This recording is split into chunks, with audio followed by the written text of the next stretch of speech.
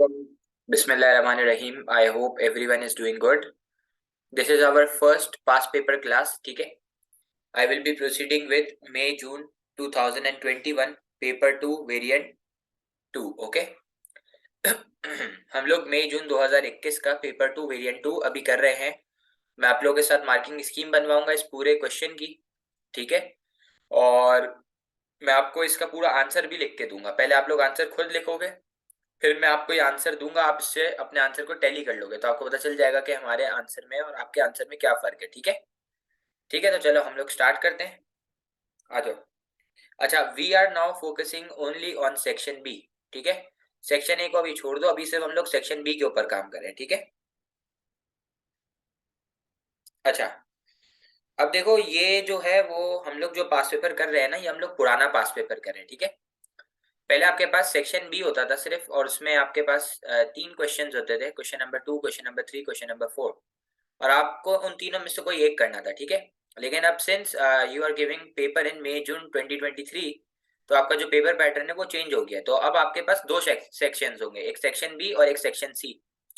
और section B के अंदर आपको एक क्वेश्चन करना होगा कोई भी, और वो माइक्रो से होगा. और सेक्शन सी में आपको कोई भी एक क्वेश्चन करना होगा, वो मैक्रो से होगा. ठीक है. सही. पहले और अभी में क्या फर्क है? पहले में और अभी में फर्क ये है कि पहले जो है वो आप माइक्रो करो या मैक्रो करो, कुछ भी कंपलसरी नहीं था. मतलब 3 सवाल में से आपके पास चॉइस, आप कोई भी एक कर लो. ठीक है. लेकिन अब सेक्शन सी में मैक्रो आएगा और सेक्शन बी में माइक्रो आएगा, तो आपको जिस बच्चे की अब माइक्रो और मैक्रो की दोनों की तैयारी नहीं है तो वो पेपर पास नहीं कर सकता. ठीक है. हालांकि पहले क्या था कि पहले अगर किसी ने नॉर्मल तैयारी भी करी हुई है तो उसका लक चल सकता था और वो माइक्रो का क्वेश्चन चूज कर सकता था. ठीक है. ज्यादातर ऐसा ही होता है कि 2 सवाल माइक्रो के होते हैं और एक सवाल मैक्रो का होता है. ठीक है. लेकिन अब पेपर पैटर्न और फॉर्मेट जो है वो चेंज हो गया है. अब आपके पास सेक्शन बी में माइक्रो होगा और सेक्शन सी में मैक्रो होगा. ठीक है. You will still have choice, but micro and macro is compulsory now. ठीक है. तो अगर यहाँ तक सबको मेरी बात क्लियर है तो मुझे प्लीज चैट बॉक्स में पहले ओके कर दें, तो फिर हम लोग ये क्वेश्चन से प्रोसीड करें. ठीक है. I will be also showing you guys specimen paper in the upcoming classes as well. ठीक है. Okay. So I am starting with question number 3. ठीक है.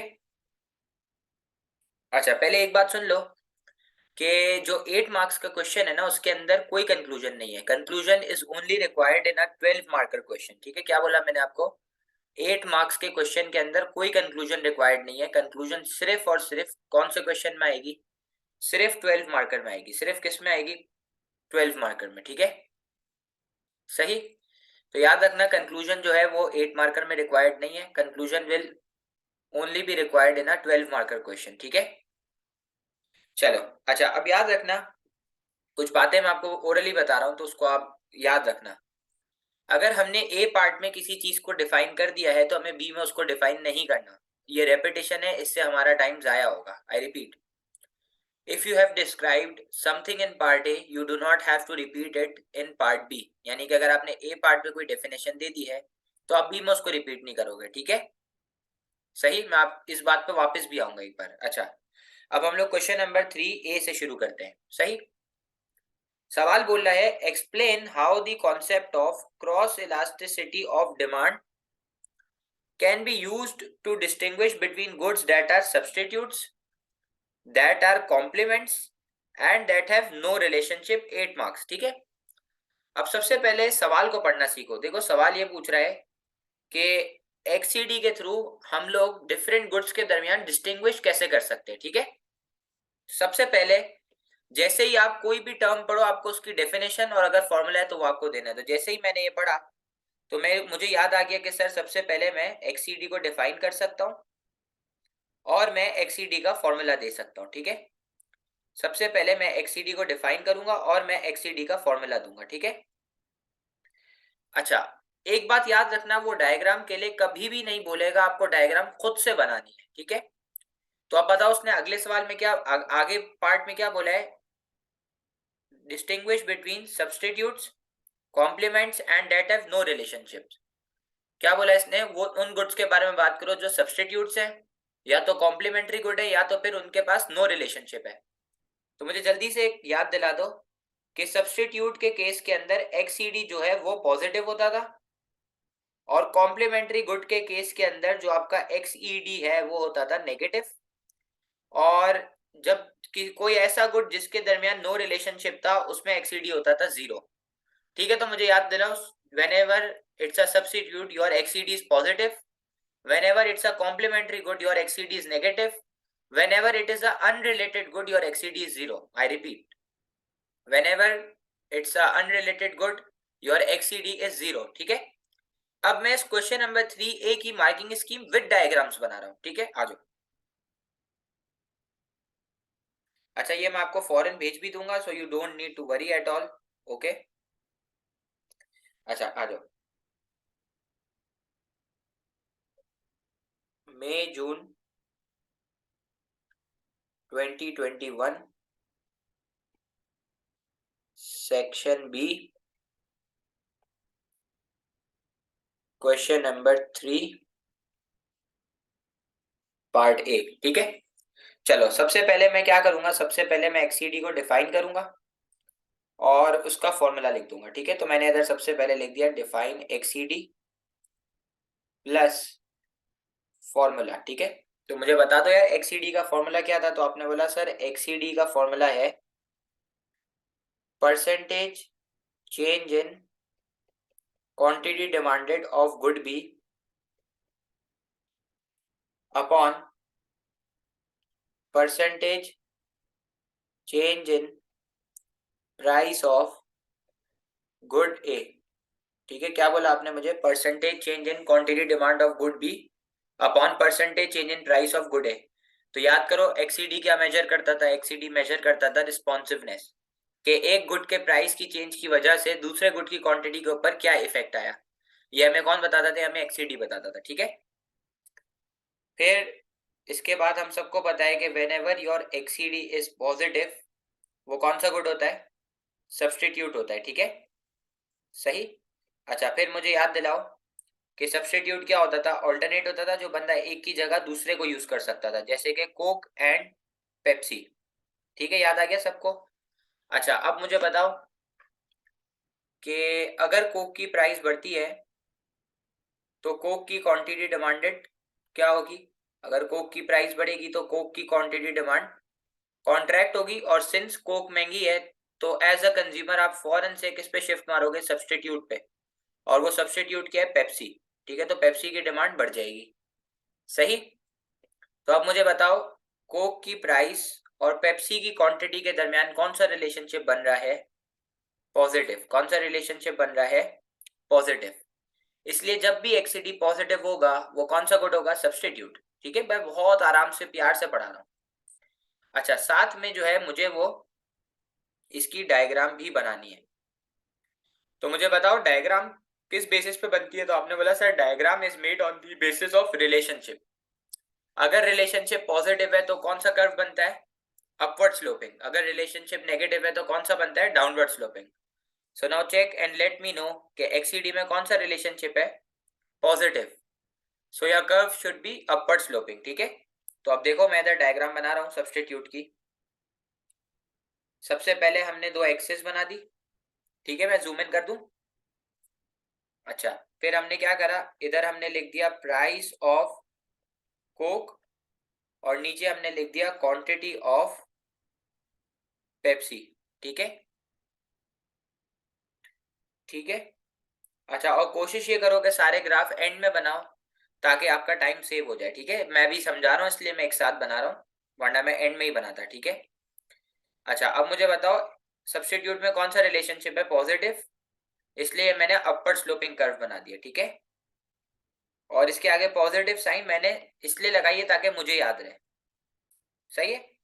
अच्छा, अब देखो आप, देखो ये आपकी प्राइस पी, ये आपका पॉइंट ए, और ये आपकी क्वांटिटी क्यू। अब देखो जैसे ही कोक की प्राइस बढ़ी तो पेप्सी की क्वांटिटी यानी कि पेप्सी की डिमांड बढ़ गई। ठीक है, सही। तो ये आपकी डायग्राम किसकी है, सब्स्टिट्यूट की डायग्राम है। ठीक है, अच्छा चलो, अब दूसरा उसने क्या बोला था, दूसरा उसने बोला था गुड्स दैट आर कॉम्प्लीमेंट्स। ठीक है, अच्छा अब मुझे बताओ, देखो मैं सवाल पढ़ दूं वापस, ये लो। गुड्स दैट आर क्या बोला इसने, goods that are complements and that have no relationship. Substitute को हम लोगों ने पूरा कर दिया, ठीक है। अब हम कॉम्प्लीमेंट्स की बात करेंगे, आओ। अच्छा, अब मुझे बताओ,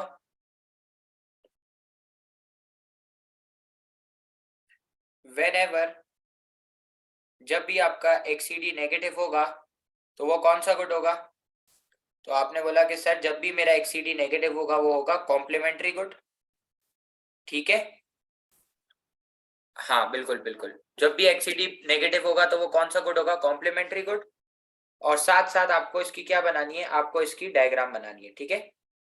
अच्छा मुझे बताओ कि कॉम्प्लीमेंट्री गुड की क्या एग्जांपल है? तो आपने बोला सर कॉम्प्लीमेंट्री गुड की एग्जांपल है कार एंड पेट्रोल, यानी कि गाड़ी के साथ पेट्रोल का होना लाजमी है, ठीक है, तो वो कॉम्प्लीमेंट है कार का, सही। तो आप मुझे बताओ, मैंने आपको पहले भी पढ़ाया है कि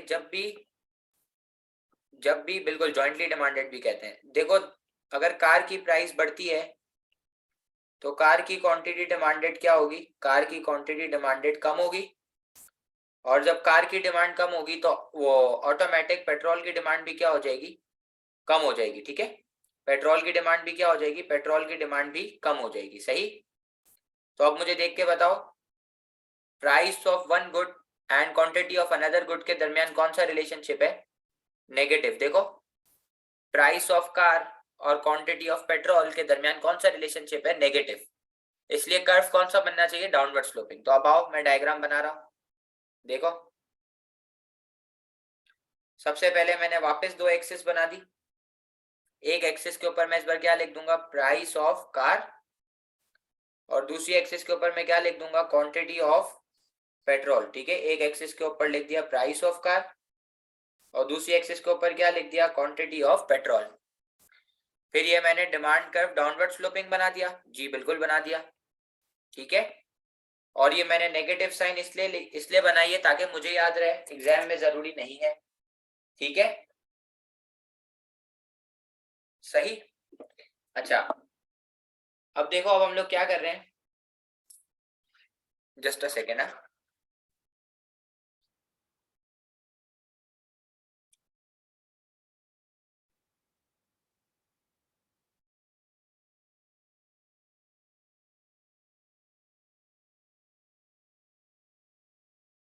अच्छा अब देखो, अब कुछ भी नहीं करना है, आपने एक प्राइस और एक क्वांटिटी मार्क कर दी और इधर आपने लिख दिया प्राइस पी, इधर आपने लिख दिया पॉइंट ए और इधर आपने लिख दिया क्वांटिटी क्यू, ठीक है। अब देखो, आपने प्राइस को पी से P1 के ऊपर इंक्रीज करा तो आपकी क्वांटिटी क्यू से Q1 के ऊपर कॉन्ट्रैक्ट हो गई। तो आप देखो, जैसे ही आपने कार की प्राइस बढ़ाई तो पेट्रोल की क्वांटिटी कॉन्ट्रैक्ट हो गई। क्यों? क्योंकि जब कार की प्राइस बढ़ेगी तो कार की डिमांड कम होगी और साथ साथ उसके कॉम्प्लीमेंट्री गुड पेट्रोल की भी डिमांड कम होगी, ठीक है। So this is the diagram which you have to make in case of complementary good, ठीक है। नाउ आखिरी रह गया है, आखिरी कौन सा है? Unrelated good. तो उसके ऊपर भी बात कर लेते हैं। तो मैंने आपको बताया है कि whenever your XED is zero, वो कौन सा गुड है? वो अनरिलेटेड गुड है। कौन सा गुड है? Unrelated good. तो मैंने इधर क्या लिख दिया कि whenever your XED is zero, it's an unrelated good, ठीक है। और इसकी एग्जांपल मैंने स्टेशनरी गुड्स दी थी, ठीक है, स्टेशनरी गुड्स, ठीक है। अच्छा, और मैंने आपको क्या बताया था? मैंने आपको बताया था इसके अंदर कि अगर एक गुड की प्राइस इंक्रीज भी हो जाती है तो जो दूसरे गुड की क्वांटिटी है उसके ऊपर कोई फर्क नहीं पड़ेगा। क्या बोला मैंने? अगर एक गुड की प्राइस बढ़ भी जाती है तो इससे दूसरे गुड की क्वांटिटी के ऊपर कोई फर्क नहीं पड़ेगा, ठीक है।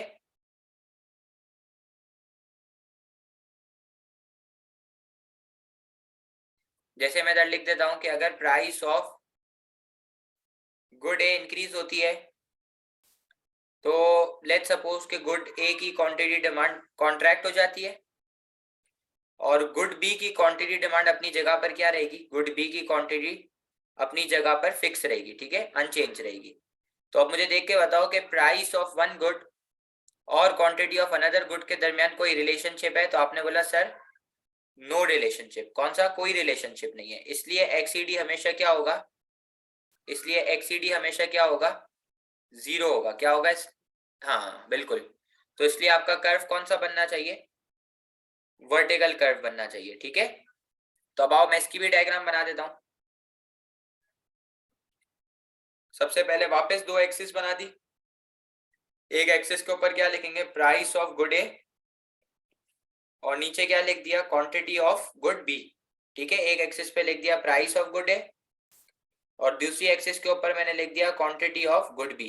ठीक है, और ये मैंने वर्टिकल कर्व क्यों बनाया, क्योंकि एक्सीडी जब भी जीरो होता है अनरिलेटेड गुड में कोई रिलेशनशिप नहीं है।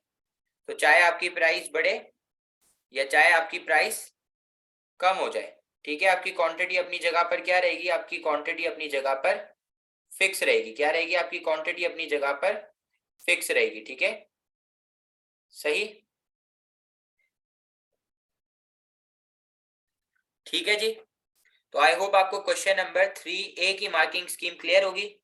देख लो, मुझे जरा 2 मिनट ले लो, मुझे फिर ओके कर देना, फिर मैं आगे जाऊंगा। ठीक है, सबसे पहले जब तक आप लोग देख रहे हो उसको, मैं तब तक आपको स्टेप्स रिपीट करता हूँ। सबसे पहले आपने जैसे ही कोई इकोनॉमिक टर्म देखी, आपने उसकी डेफिनेशन और अगर फॉर्मूला है तो फॉर्मूला वरना एग्जांपल, ये दो आप। इसके बाद आपने सवाल को क्रैक करना शुरू करा कि सवाल आपसे मांग क्या रहा है। तो जैसे ही आपने पढ़ा कि सवाल बोल रहे हैं सब्स्टिट्यूट के बारे में, तो आपने फौरन से लिख डाला कि सब्स्टिट्यूट में एक्सीडी पॉजिटिव है और डायग्राम बना दी। ठीक है, और डायग्राम की एक्सप्लेनेशन इसके पैराग्राफ में ही कवर हो जाएगी। सही। फिर आपने इस तरीके से कॉम्प्लीमेंट्री गुड बताया, फिर इसके बाद अनरिलेटेड गुड बताया।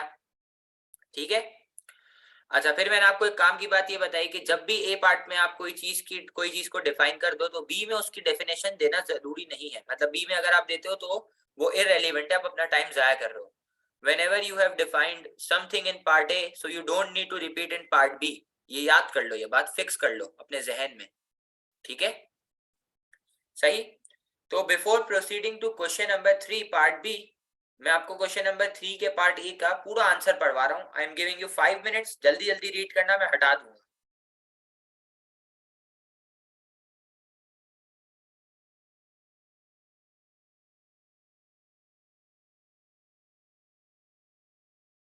ओके चलो, जल्दी से पहले ये पढ़ो फास्ट।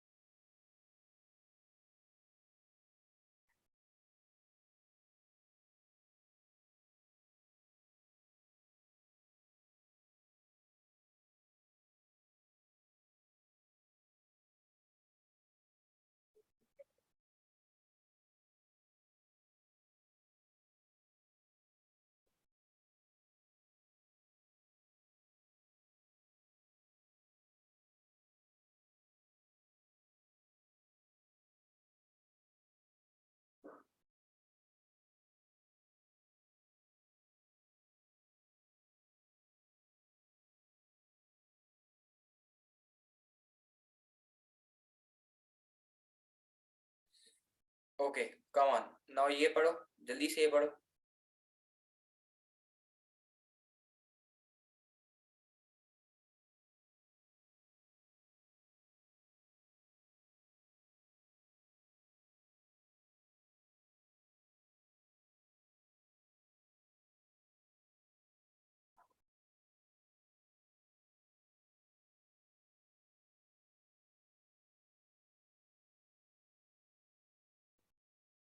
ओके चलो, अब ये देखो, ये 3 डायग्राम बनी हुई है, डायग्राम 1, डायग्राम 2, डायग्राम 3।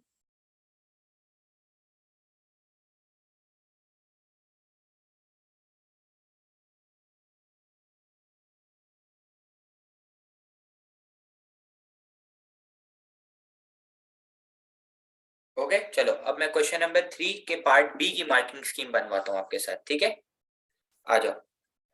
अच्छा देखो, जरूरी ये नहीं है कि मैं 2 सवाल की आज मार्किंग स्कीम बनाऊं, जरूरी ये है कि हम लोग एक करें लेकिन तरीके से करें, बिल्कुल। ठीक है, तो आई होप आपको क्वेश्चन नंबर 3 के पार्ट ए बिल्कुल क्लियर होगा। Now I am proceeding towards part B. ठीक है, अब पढ़ो भाई। An economy is experiencing a fall in average income during a severe recession। जैसे ही आपने ये पढ़ा कि यार लोगों की इनकम, नहीं, पार्ट ए में कोई कंक्लूजन नहीं लिखेंगे, पार्ट बी में कंक्लूजन चाहिए होती है। ठीक है, सही है। बाकी वैसे ये बात फिक्स है, लेकिन there is a workshop on 10th and 11th February for A level economics. I will be going over there, तो मैं वहां जाके आपको एक बेटर पर्सपेक्टिव, एक बेटर इमेज भी दे सकता हूँ, ठीक है। सो तब तक के लिए you follow these guidelines, if there are any changes so I will let you know, okay. ठीक है। अच्छा, अब देखो सबसे पहले आपने सवाल पढ़ा, तो आपने जैसे ही देखा तो आपने बोला कि सर हमारी जो इनकम है वो गिर रही है और हमारी कंट्री के अंदर क्या चल रहा है, रिसेशन। ठीक है, और आप सबको पता है कि रिसेशन वो सिचुएशन होती है जब लोगों की इनकम गिर रही होती है, ठीक है। अब आप आगे बढ़ो। Discuss the extent to which the concept of income elasticity of demand and price elasticity of demand might be useful to an producer. मैंने प्रोड्यूसर क्यों पढ़ा, उसकी मैं आपको वजह बताता हूं, ठीक है। तो आप याद रखना, एंटरप्रेन्योर भी जो है वो एक ओनर है, वो एक प्रोड्यूसर है। तो इसका मतलब है ये जो सवाल है ये किसका है, यूजफुलनेस ऑफ वाईईडी, और किसका है, usefulness of PED to a producer. ठीक है, क्या बोला मैंने आपको, ये सवाल किसका है, usefulness of YED and usefulness of PED to a producer. और उसने कुछ भी नहीं कर दिया, उसने सिर्फ सवाल की वर्डिंग चेंज कर दी, answer is exactly the same. अब आगे बढ़ते हैं। And consider which would be more useful, यानी क्या बोल रहा है कि इन दोनों में से सबसे ज्यादा यूजफुल कौन सा हो, कौन सी इलास्टिसिटी होगी, वाईईडी या एक्सईडी। सवाल कि अब हमें डेफिनेशन देनी है, हाँ बिल्कुल देनी है, क्योंकि ए पार्ट एक्सईडी के ऊपर था, बी पार्ट जो है वो वाईडी और पीडी के ऊपर है, तो हमें डिफाइन करना जरूरी है। लेट्स सपोज के अगर बी वाला पार्ट जो है वो एक्सईडी के ऊपर होता है, यूजफुलनेस ऑफ एक्सईडी के ऊपर, तो हम एक्सईडी की डेफिनेशन को रिपीट नहीं करते, ना हम सब्स्टिट्यूट्स की डेफिनेशन को रिपीट करते, ना हम कॉम्प्लीमेंट्री गुड्स की डेफिनेशन को रिपीट करते, ना हम अनरिलेटेड गुड्स की डेफिनेशन को रिपीट करते, ठीक है। सवाल जो है वो आपका डिफरेंट है, ए पार्ट से डिफरेंट है आपका बी पार्ट, इसलिए हम लोग वाईईडी को भी डिफाइन करेंगे, हम लोग फॉर्मूला भी देंगे, नॉर्मल गुड को भी डिफाइन करेंगे, इंफीरियर को भी। पीईडी में हम लोग demand formula, elastic in elastic दोनों को डिफाइन करेंगे, ठीक है। अच्छा, अब एक काम की बात जो बहुत सारे बच्चे मिस्टेक करेंगे वो ये करेंगे कि usefulness of YED to a producer के अंदर दो सिचुएशन होती है, एक होती है बूम और एक होती है रिसेशन। तो अब देखो, जो बच्चा बूम भी बता देगा ना, उसको नेगेटिव मार्किंग तो सीआई में है ही नहीं ना, वो इररेलेवेंट हो जाएगा, उसका टाइम जाया होगा। देखो उसने खुद बोल दिया है कि इकोनॉमी में क्या चल रही है, रिसेशन, उसने खुद स्पेसिफाई कर दिया है। तो जब आप usefulness of YED to a producer लिख रहे होगे तो आपका सिर्फ फोकस किसके ऊपर होगा, रिसेशन के ऊपर। सही।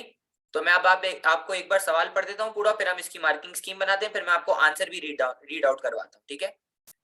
सबसे पहले आप इसको, ये सवाल बोल रहा है, an economy is experiencing a fall in average income during a recession, discuss the extent to which the concept of YED and PED might be useful to an producer and consider which would be more useful। ठीक है, ये 12 marks का सवाल है। अब हम लोग इसको शुरू करते हैं,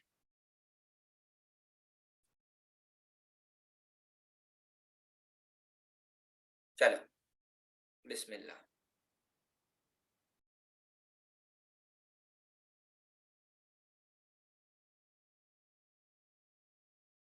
अच्छा, अब देखो, अब सबसे पहले आप इसको बताओगे, सबसे पहले आप इसको क्या दोगे, डिफाइन YED प्लस फॉर्मूला, ठीक है। फिर आप इसके बाद इसको क्या डिफाइन करके दोगे, define normal good and inferior good, ठीक है, सही। अच्छा, फिर इसके बाद आप क्या बताओगे, इसके बाद आप इसको बताओगे usefulness of YED to a producer, ठीक है। लेकिन सिचुएशन क्या है, फोकस किसके ऊपर है, सिचुएशन ये है कि कंट्री में क्या चल रहा है, कंट्री में रिसेशन चल रहा है। क्या चल रहा है, कंट्री में रिसेशन चल रहा है, इसका मतलब है बूम के ऊपर कोई बात नहीं करनी, ठीक है। अच्छा, अब आप इसमें usefulness of YED to a producer के अंदर क्या बताओगे, कि मैं आपको ऐसे पढ़ा रहा हूँ, कि मैं ऐसे मार्किंग स्कीम बना रहा हूँ कि मैं आपको पूरा टॉपिक रिवाइज करा रहा हूँ, कि वो YED के थ्रू क्या आइडेंटिफाई करेगा, लोगों के इनकम लेवल्स आइडेंटिफाई करेगा कि लोग कितनी इनकम कमा रहे हैं, और क्या आइडेंटिफाई करेगा, टाइप्स ऑफ गुड्स, के नॉर्मल गुड है, इंफीरियर गुड है, किसके ऊपर लोग वो कर रहे हैं, स्पेंडिंग कर रहे हैं, और इकोनॉमिक कंडीशन वो चेक करेगा, ठीक है। लेकिन आप सबको पता है कि इकोनॉमिक कंडीशन के बारे में उसने ऑलरेडी बता दिया कि कंट्री में कौन सी चल रही है, रिसेशन। फिर ये तीनों चीजों को आइडेंटिफाई करने के लिए आपको रिसर्च करनी पड़ेगी, जो एक तो कॉस्टली होगी, और दूसरा जो है वो रिसर्च होगी टाइम कंज्यूमिंग, और तीसरा वो रिसर्च जो है वो इनएक्यूरेट होगी, यानी कि वो कभी कभार गलत भी हो सकती है, ठीक है। तो वो वाईडी के थ्रू क्या आइडेंटिफाई करेगा, एक तो लोगों की income, types of goods, economic condition, और ये तीनों चीजों के लिए रिसर्च करनी पड़ेगी। रिसर्च जो है वो कॉस्टली होती है, टाइम कंज्यूमिंग होती है और इनएक्यूरेट होती है, ठीक है, सही। अच्छा, फिर अगर उसने आइडेंटिफाई कर लिया कि हमारी कंट्री जो है वो किसके अंदर है, रिसेशन के अंदर है, तो उसको पता है कि अब जो है वो कौन सी कार्स की सेल होगी। उसको पता है कि as a car showroom owner अब जो है वो सेकंड हैंड कार्स की, यानी कि किसकी सेल होगी, इंफीरियर गुड की। तो वो क्या कर देगा, वो सेकंड हैंड कार की प्राइस को रिड्यूस कर देगा। क्या करेगा, वो सेकंड हैंड कार की प्राइस को रिड्यूस कर देगा, जिसकी वजह से सेकंड हैंड कार की डिमांड बढ़ जाएगी और उसका टोटल रेवेन्यू बढ़ जाएगा, ठीक है। तो ये आपका usefulness of YED to a producer था। I hope it is clear to everyone. सवाल, मैंने डायग्राम क्यों नहीं बनाई, क्योंकि मैंने आपको पढ़ाते वक्त भी बताया था कि यूजफुलनेस ऑफ वाईईडी और यूजफुलनेस ऑफ एक्सईडी के अंदर कोई डायग्राम नहीं है। यूजफुलनेस ऑफ पीईडी में डायग्राम है, इलास्टिक इन इलास्टिक वाली, क्योंकि उसमें आप रेवेन्यू के एरिया कवर कर रहे होते हो। लेकिन यूजफुलनेस ऑफ वाईईडी और यूजफुलनेस ऑफ एक्सईडी में देयर इज नो डायग्राम, ठीक है। अब मैं बाकी सवाल की मार्किंग स्कीम लिखता हूं, ठीक है। अच्छा, इसके बाद आप क्या करोगे, इसके बाद आप जो है वो डिफाइन करोगे PED.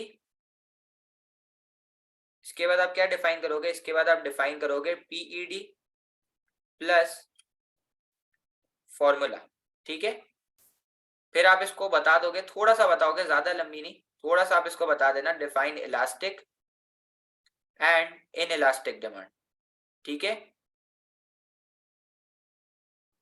Define elastic and in elastic demand. नहीं नहीं नहीं नहीं, नो ग्राफ इज रिक्वायर्ड, ठीक है। अच्छा, फिर आप इसको क्या बताओगे, फिर आप इसको बताओगे usefulness of PED to a producer, ठीक है। इसको आप क्या बताओगे, usefulness of PED to a producer, ठीक है, विद डायग्राम, सही है। इसके साथ डायग्राम बनाओगे विद टोटल रेवेन्यू एरिया, यानी कि आप इसके साथ डायग्राम्स बनाओगे जिसके अंदर आप टोटल रेवेन्यू के एरियाज मार्क कर रहे होगे, ठीक है। फिर आप इसको बताओ, अब यूजफुलनेस ऑफ पीईडी में वो क्या बताओगे आप इसको, कि आप पीईडी के थ्रू क्या आइडेंटिफाई करोगे, इलास्टिसिटी आइडेंटिफाई करोगे, और उसके हिसाब से आप प्राइसिंग स्ट्रेटेजी को सेट कर लोगे, ठीक है। क्या कर लोगे, आप इलास्टिसिटी आइडेंटिफाई करोगे और प्राइसिंग स्ट्रेटेजी को सेट कर दोगे, ठीक है। नॉलेज सपोज कि अगर आपकी डिमांड इलास्टिक है, तो एज यू ऑल नो कि इलास्टिक डिमांड में सब्स्टिट्यूट्स कम होते हैं और ज्यादा होते हैं, तो आप प्राइस को क्या करोगे, कम कर दोगे, ठीक है। और आप सबको पता है कि इन इलास्टिक डिमांड में सब्स्टिट्यूट्स जो है वो कम होते हैं। तो अगर आपको रेवेन्यू को इंक्रीज करना है तो आप प्राइस के साथ क्या करो, यू ऑल नो दिस, ठीक है। अच्छा, तो आप मुझे बताओ कि अगर आपकी डिमांड इलास्टिक है तो आप अगर प्राइस को थोड़े से कम करोगे तो क्वांटिटी डिमांड ज्यादा से बढ़ जाएगी और आपका जो टोटल रेवेन्यू है वो भी बढ़ जाएगा। तो आप प्राइस को कितने से कम करोगे, 10% से, और आपकी क्वांटिटी डिमांड कितने से बढ़ जाएगी, 50% से, ठीक है।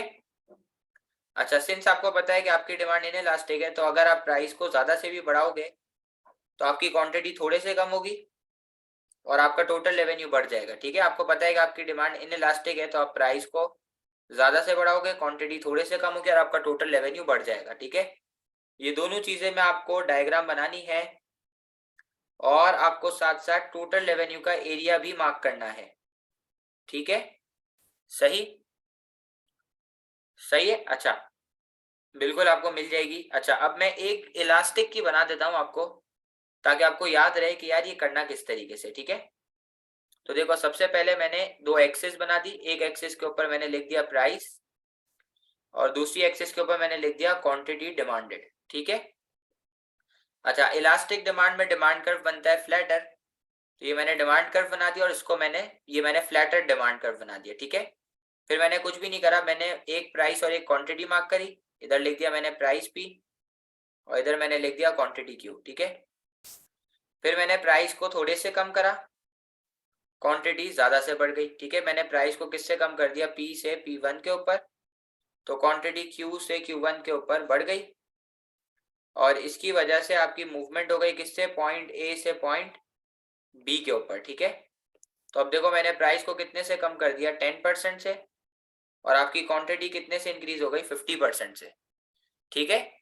अब मुझे बताओ टोटल रेवेन्यू का फॉर्मूला क्या है। टोटल रेवेन्यू का फॉर्मूला है प्राइस इनटू क्वांटिटी। तो पुरानी प्राइस हो गई OP और पुरानी क्वांटिटी हो गई AQ। पुरानी प्राइस हुई O से P तक और पुरानी क्वांटिटी हो गई AQ तक। अब बताओ न्यू रेवेन्यू क्या होगा, न्यू प्राइस हो गई OP1 और न्यू क्वांटिटी हो गई BQ1। तो अब आपका नया रेवेन्यू क्या होगा, OP1 और BQ1, ठीक है। सही, सही, ओके। अच्छा अब आपको कंक्लूजन भी देनी है। अब आओ कंक्लूजन, कंक्लूजन इज मेन। अच्छा आप देखो कंक्लूजन के 4 मार्क्स हैं। कितने मार्क्स है, कंक्लूजन के 4 मार्क्स है। जिसने यहां तक करा उसको सिर्फ 8 मार्क्स मिले। कंक्लूजन के कितने मार्क्स है, कंक्लूजन के 4 मार्क्स है, ठीक है। सही है। अब मुझे बताओ कि पीईडी ज्यादा यूजफुल है या वाईईडी ज्यादा यूजफुल है, क्या ज्यादा यूजफुल है, पीईडी ज्यादा यूजफुल है या वाईईडी। ऑब्वियसली सबको पता है पीईडी ज्यादा यूजफुल है, ठीक है। मैं भी बताता हूं क्यों पीईडी ज्यादा यूजफुल है। अच्छा आओ कंक्लूजन भी मैं लिखवा देता हूं पूरी। Conclusion, PED is more useful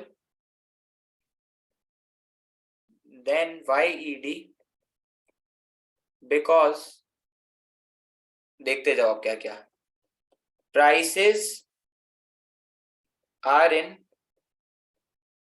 control of producer, not incomes of an individual. ये क्या बोल रहा है, ये बोल रहा है प्राइसेस प्रोड्यूसर के कंट्रोल में है, इनकम लोगों की कंट्रोल में नहीं होती, ठीक है। दूसरा, it is difficult to shift the production process, it is difficult to shift the production process from normal to inferior goods। दूसरा एक और मसला क्या है वाईडी के अंदर, कि नॉर्मल से इंफीरियर गुड के ऊपर प्रोडक्शन प्रोसेस को शिफ्ट करना भी बहुत डिफिकल्ट होता है, ठीक है। क्या बोला मैंने, नॉर्मल से इंफीरियर गुड को, इंफीरियर गुड पर प्रोडक्शन प्रोसेस को शिफ्ट करना भी बहुत डिफिकल्ट होता है। क्या होता है, बहुत ज्यादा डिफिकल्ट होता है, ठीक है। Research will also be conducted in order to identify the economic condition, comma, और क्या आइडेंटिफाई करते हैं, इनकम लेवल्स, और क्या आइडेंटिफाई करते हैं, एंड टाइप्स ऑफ गुड्स, ठीक है, एंड टाइप्स ऑफ गुड्स, ठीक है। क्या क्या बोला, इनकम लेवल, इकोनॉमिक कंडीशन और टाइप्स ऑफ गुड्स को आइडेंटिफाई करना होता है, जो कि बहुत ज्यादा क्या होता है, रिसर्च बहुत ज्यादा क्या होती है, विच इज वेरी कॉस्टली। अभी मैंने आपको पढ़ाते वक्त भी बताया था, कॉस्टली होती है, टाइम कंज्यूमिंग होती है, और क्या होती है, और इनएक्यूरेट होती है, ठीक है। तो अब आप मुझे बताओ कंक्लूजन में आप लोग क्या लिखोगे कि PED is more useful than YED because prices are in control of producer but not income of an individual. Moreover, it is difficult to shift the production process from normal to inferior good. Also, research must also have to be conducted in order to identify the economic condition, income levels, and types of goods, which is costly, time consuming, and inaccurate. So, in my opinion, PED is more useful than YED. That's it. ठीक है। अब मुझे एक काम करो, मुझे ये answer पढ़ दो फटाफट, ये लो।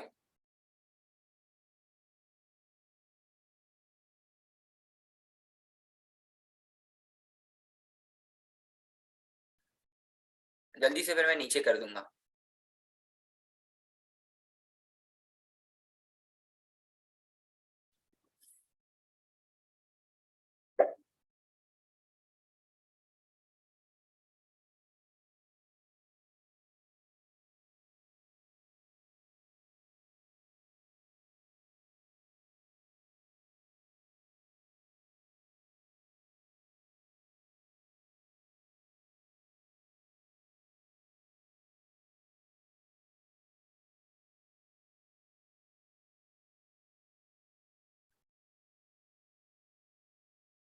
थोड़ा जल्दी जल्दी पढ़ो।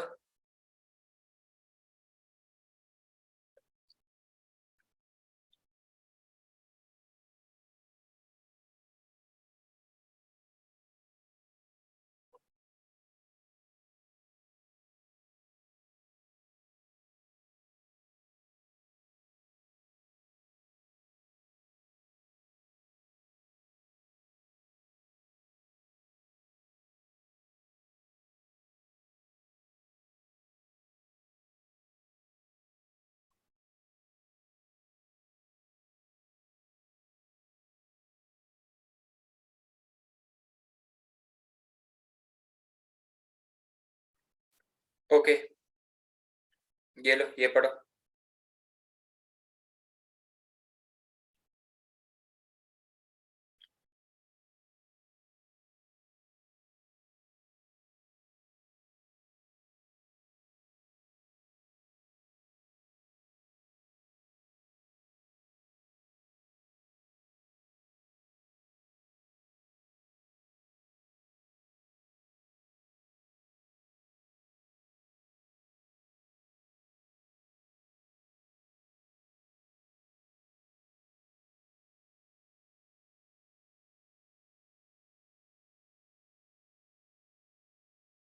डन।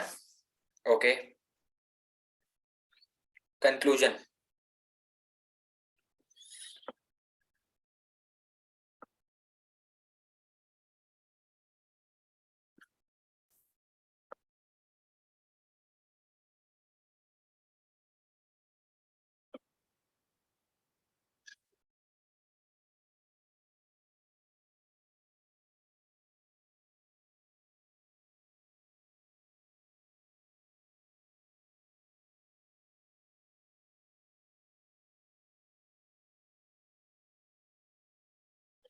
ठीक है, अच्छा अब मेरी बात गौर से सुन लो। मैं आपको नेक्स्ट क्लास के अंदर, नेक्स्ट क्लास हम लोग कर लेंगे, कल हम लोग एक एक्स्ट्रा क्लास लेंगे, ठीक है, ऑनलाइन। अच्छा, जिसके अंदर मैं ये क्वेश्चन नंबर 2A करवाऊंगा और B करवाऊंगा, question number 2A and B, ठीक है। Question number 2A and B ये मैं आपको कल की एक्स्ट्रा क्लास में करवाऊंगा। तो इसके लिए मैं आपको पहले से बोल रहा हूँ, डीमेरिट गुड्स को सॉल्व करने की पॉलिसीज ये प्लीज रिवाइज कर लें, ठीक है। मार्केट फेलियर का चैप्टर आप रिवाइज कर लो, कल आपको ये चैप्टर काम आएगा, ठीक है। ओके चलो, हैव अ गुड डे, अस्सलाम वालेकुम, अल्लाह हाफिज। पढ़ो बेटा पढ़ो, पढ़ाई के अलावा कुछ नहीं है। चलो, शाबाश, अस्सलाम वालेकुम।